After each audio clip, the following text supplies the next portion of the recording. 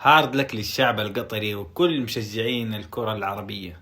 والله مستوى قطر مفاجئ جدا يا اخوان، والله المستوى جدا سيء. ما قدروا يبنوا هجمة قدام الاكوادور. يعني يا ريته فريق مثلا درجة اولى، يا ريته من التصنيف من التوب 10 مثلا، حتى اتوقع ولو في التوب 20 فريق. يعني حقيقة انا ما عارف فترة الاعداد اللي هي من 6 شهور لكاس العالم، تقريبا المدرب هذا معاهم من 5 سنين.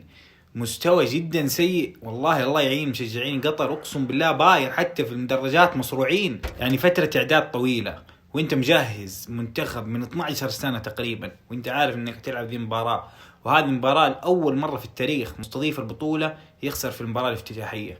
يعني صارت انه الفريق تعادل، بس انه يخسر، وانك تخسر مو مشكلة، لكن قدم مستوى. انت ما قدمت مستوى نهائيا، ما بنيت لعب، ما حتى اللاعبين كانوا يمسكوا الكرة على طول ينولوها، ما في فرصة، خلاص ربشة غير طبيعية.